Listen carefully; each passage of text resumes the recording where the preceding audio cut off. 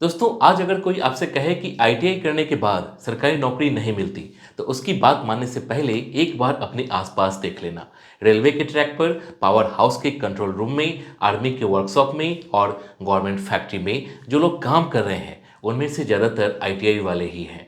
असली problem ITI नहीं है, असली प्रॉब्लम है सही जानकारी की कमी। और आज की ये वीडियो उसी कमी को खत्म करने वाली है। हेलो फ्रेंड्स, मैं हूं सुदर्शन प्रकाश और आप देख रहे हैं यूट्यूब चैनल गुरु चकाचक। दोस्तों, आज की ये वीडियो कोई मोटिवेशन स्पीच नहीं है। आज की ये वीडियो एक कंप्लीट रोड मैप है।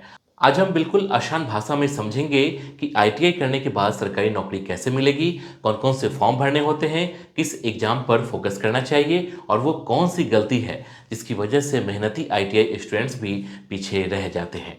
दोस्तों, सबसे पहले एक बात अपने दिमाग में बिल्कुल क्लियर कर लो। आईटीआई कोई कमजोर कोर्स नहीं है। आईटीआई एक स्किल बेस्ड कोर्स है। गवर्नमेंट को सबसे ज़्यादा ज़रूरत उन्हीं लोगों की होती है जो प्रैक्टिकल काम जानते हो। मशीन कैसे चलती है, वायरिंग कैसे होती है, फॉल्ट कैसे निकाला जाता है, ये सब चीज़ें आईटीआई स्टूडेंट्स को आती है। प्रॉब्लम यहाँ ये है कि स्किल होने के बावजूद डायरेक्शन गलत हो जाती है। अब बात करते हैं सबसे बड़े गवर्नमेंट ऑप्शन की, यानी रेलवे जॉब्स। दोस्तों, रेलवे आईटीआई स्टूडेंट्स के लिए सबसे बड़ा रिक्रूटर है। हर साल रेलवे में technician, track maintainer, helper, signal department, electricity और मैकेनिकल डिपार्टमेंट्स में आईटीआई वालों के लिए वैकेंसीज निकलती है। यहाँ खास बात यह है कि रेलवे को वही लोग चाहिए होते हैं जो ग्राउंड लेवल पर काम कर सके। अगर आपकी ट्रेड मजबूत है और बेसिक सब्जेक्ट्स ठीक है, तो रेलवे आपके लिए सबसे स्ट्रॉन्ग ऑप्शन बन जाता है। दोस्तों, रेलवे के बाद दूसरा बड़ा ऑप्शन है defence sector. Indian army, Indian navy और इंडियन एयरफोर्स तीनों में आईटीआई स्टूडेंट्स के लिए टेक्निकल ट्रेड्स होती है। आर्मी में इलेक्ट्रीशियन, फिटर, मैकेनिक, ट्रेड्समैन जैसे पोस्ट होते हैं। नेवी में डॉकयार्ड और टेक्निकल ब्रांच होती है। एयरफोर्स में टेक्निकल असिस्टेंट जैसे रोल्स मिलते हैं। यहाँ डिसिप्लिन, फिजिकल फिटनेस और टेक्निकल नॉलेज तीनों का बैलेंस जरूरी होता है। जो स्टूडेंट मेहनत से नहीं डरता, उसके लिए डिफेंस एक रिस्पेक्टफुल करियर है। अब बात करते हैं पीएसयू यानी पब्लिक सेक्टर अंडरटेकिंग की।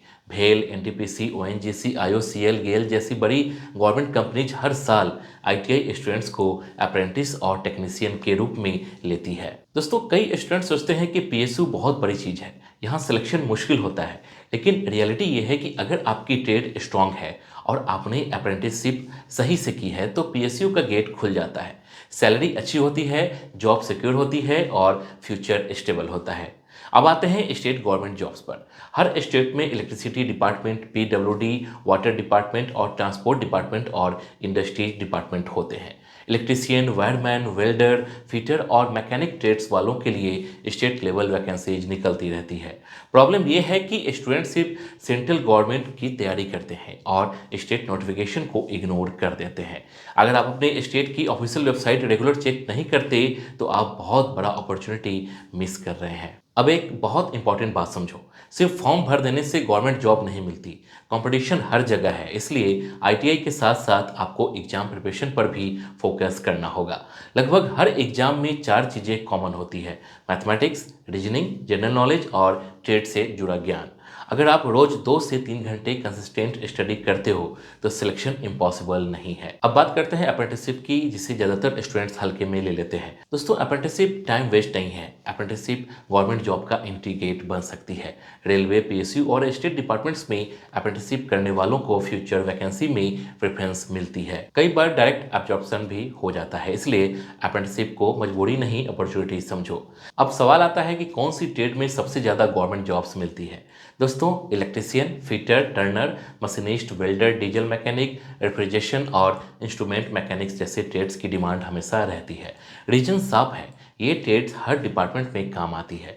अगर आपकी ट्रेड डिमांड वाली है, तो आपके चांसेज अपने आप बढ़ जाते हैं। अब सबसे बड़ी गलती की बात करते हैं। बहुत से आईटीआई स्टूडेंट्स ये सोच लेते हैं कि अगर गवर्नमेंट जॉब नहीं मिली तो सब खत्म। यही सोच सबसे खतरनाक है। गवर्नमेंट जॉब एक ऑप्शन है, लेकिन अकेला ऑप्शन नहीं है। प्राइवेट सेक्टर में एक्सपीरियंस लो, स्किल स्ट्रॉन्ग करो और side by side government exams की तैयारी करते रहो। एक्सपीरियंस से कॉन्फिडेंस आता है और इंटरव्यू में एज मिलता है। अब एक और रियलिटी समझो, आईटीआई के बाद ग्रोथ यही नहीं रुकती। अगर आप चाहो तो डिप्लोमा कर सकते हो, जूनियर इंजीनियर लेवल एग्जाम्स की तैयारी कर सकते हो। गवर्नमेंट सिस्टम में ग्रोथ स्लो होते हैं, लेकिन सिक्योर होते हैं।